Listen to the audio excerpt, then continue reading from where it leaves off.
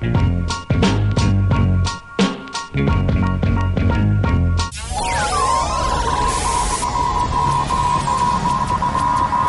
they're in the 1920s, like they're on the boardwalk right now. I want to see a red bush. Anybody got a picture of a red bush? Call Rihanna. Tudo Bugatti coupe, I call it Katy Perry. Wiz Khalifa papers, smoking my favorite berries. That's 65, I call it Rihanna. It got a red top, but it's white like Madonna. Brooklyn is here. Jesus Christ, I'm so happy for you, man. You got another big role, chalky white, doing it, killing everybody, and you Chalky White's a good shot. Jesus, man. Yeah, they writing good. He took someone out from like long distance, moving in the truck. He had that rifle. Yeah. Wow, that's where Omar got it from. They said, "Don't say that shot." You got the KKK. He wilded out on the last episode with the KKK dudes, man. You know, it's like an awesome storyline. They had to kill that lady though. They fucking. She saved Omar. She saved me. Omar. She saved Chalky's life. Yeah, you got the Omar shit. Yeah, I gotta get. You can't get Omar out of your system. Nah, man, that's he give me for life. Jesus, man. I know when you read the freaking script, you were like, this is me all day, man. Yeah. I was just grateful. I needed another job at that point, you know what I mean? And so, I mean, this just like came full circle. I was tired of living in the suitcase. I said, Mike, you got to get a place to live on your own again. I always wanted to come back home in New York because I was on the road for like 5 years. So, not only did this show shoot in New York, it shoots in Brooklyn. I got to come back home and then play a character like this back on HBO. Gangster. I just don't get no better, man. It was crazy like that back in the days. Like, you know, like it was very racist like Who that too. Random racist people. I equated the Klan with the South. I'm like, keep that shit over there. I didn't know they was. Atlantic City is not the South. I didn't know it was serious it's like South that up Jersey, here. but damn, the crackers are trying to get us. You're like the gangster that runs all the freaking, you know, the booze and everything. But Lucky's trying to get into your situation too. Like, trying to get into your world. Well, now this season, Nucky got to pull closer to Chalky because he realizes, you know, he can't trust who he had in his inner circle. Okay. You know, Nucky and Chalky they're basically business allies. You know, it's like they bag up that liquor. And they also they sway the votes where they needed to be swayed for keep their people in office so that everything runs smoothly, everybody makes their money, and everybody's happy. But this season now, Nucky, he's been infiltrated, and he realizes that he got more in common with Chalky than he do with his own people. Yeah, that's crazy. And it looks like it's going to be a lot of intrigue, a lot of betrayal, and a lot of betrayal, man, and violence. And you're going to hear the word justice come out of Chalky's mouth a lot. Wow. Yeah, because he's still swole from last season. Yeah, and what's going to happen now? What goes down in season 1? What that does is that puts his authority in jeopardy in his hood. Cause you know, black folk is like, yo, what you gonna do about this? Ooh. You know, what's gonna happen? You got this, we need justice for this. I don't care what you gonna do about your votes and you the chart with Nucky, but I want some justice for my son being shot up in your warehouse. Sure. Right. So he's got to use his relationship with Nucky as leverage to make sure that happens. It's a 3-way chess game, man. It's crazy. And it's like Nucky's protecting him, man, because they get you locked up. They put you in jail just to protect you from getting killed. Yeah, that's kind of crazy, right there. Yeah. I would never think that jail would be the place to be safe. Safety, man. You know, they be talking 1920. Yeah, they ain't gonna run up in the jailhouse and kill his nigga. Man, I'm listening to this. I like this dude. Big KIRT. Oh, for real? Big Crit. Oh, yeah. I'm fucking with him That's right the now. homie. And I'm fucking with this group. I don't know the name, but the name of the album is called The Scenic Route. The clothing and the wardrobe is so crazy in that show. It's like, how do they do it? How do they remake all that? Is a painstaking process to get all that? Like, I mean, I can imagine for the wardrobe department. keep Production, yeah. No, not right now, but I'm already. I put my bid in already. When this show is said and done, I need everything down to the socks. You feel me? Because like I feel like you could step out and set some trends. Oh man, those clothes are amazing. But the wardrobe department, man, they designed this.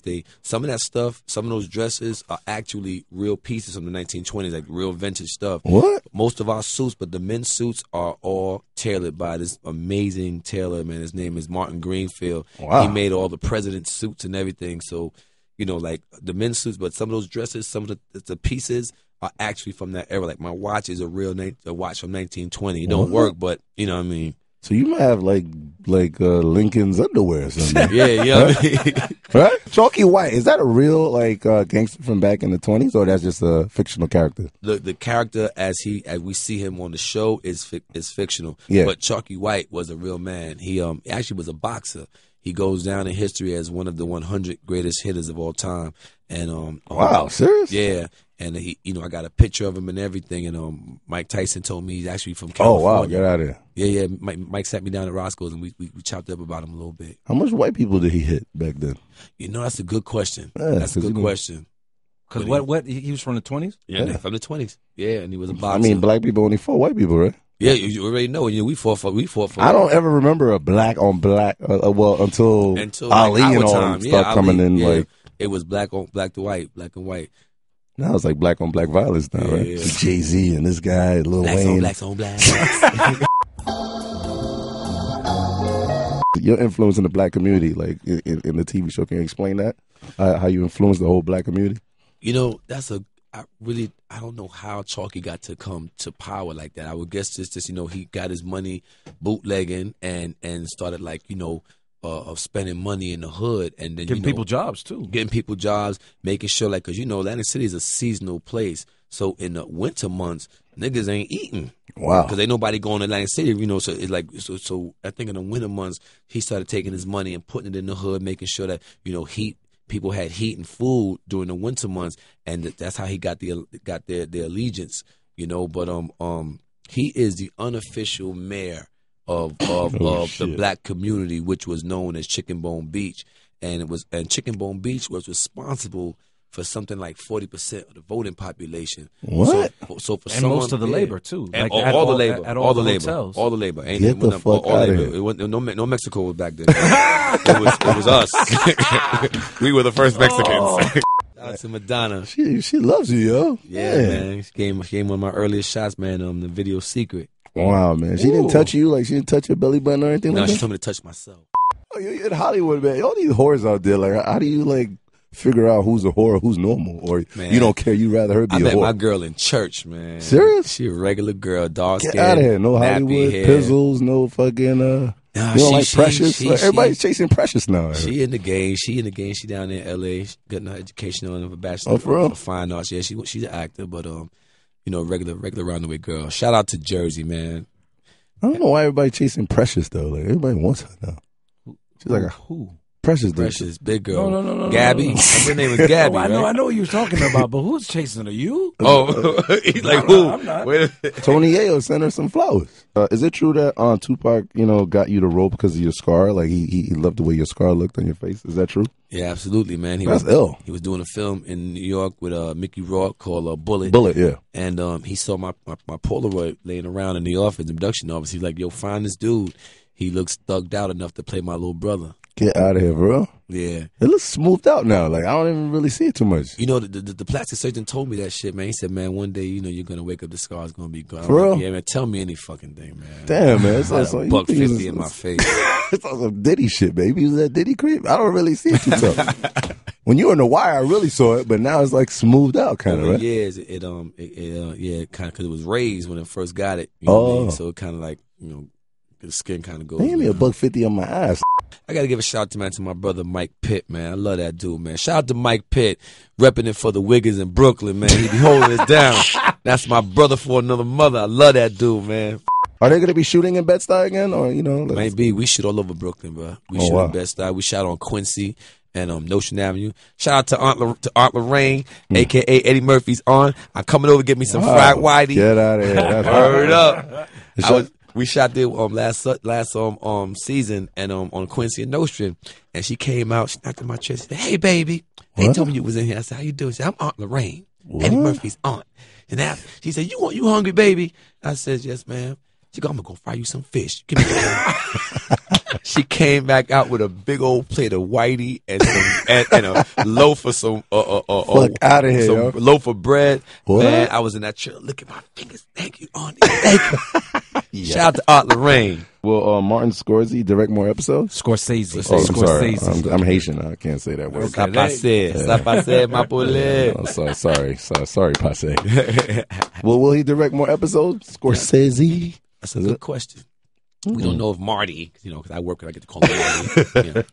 We don't know if Marty's going to direct any more episodes. We hope so though. We the cast we always like talk about that with Cameo. Is he still present on the set or directly involved? Yes, him and Mark, they are very, very involved. But their role, they watch the dailies and they critique it from like from afar in there. Yeah, because people don't even realize that Mark Wahlberg is involved. Yeah, as an executive producer. I mean, he came on our show and talked about it a long time ago. Yeah. Mark is cool beans, man. He was very more out involved front with Entourage, but this has been he's more. He owns the book. Mark was the one that bought the book. Oh, so he optioned it originally. He optioned it and he took it to Marty. You know what I mean? That's how that went down. And then they came at Terry. Terry Winter. But Sopranos writer. Yeah, Sopranos writer. Yeah, gangster. But they're very involved. But I know, Literally. but they're not on set. They're not behind the monitors every day. I don't think I've ever seen Mark on the set. But I know every time he sees me, he's like, "Dude, you killing it." Because they watch the dailies and they critique it as a producer's team. They they have their own thing. So but we're really hoping that Marty will find time. Who would have red pubes though? Like what race would that be? What alien would that? Irish. I heard I something. thought it was orange though. It's not red though. But they call them redheads, right? Yeah, right. It's orange heads, right? No, redhead. I don't know. If you're an orange head or redhead, call up right now. Which one is it? Jesus Christ, man! You heard they trying like the gene pool when you go like if you want to when you want to get like when you want to buy like sperm from the gene pool, whatever. Oh, for real? They're trying to boycott. Like they don't want the red hair gene in the gene pool. What? I think freckles and red hair is sexy. Yeah, that's hot. It's like man. It's like a salamander. You ever see that? What? Yo, I think that's Lindsay Lohan. I got hard on when I first met her. That's what I mean. Her still cool. Yeah, I came on myself twice just hanging with her. You sure had nothing to do with the head she gave in the table, though, right?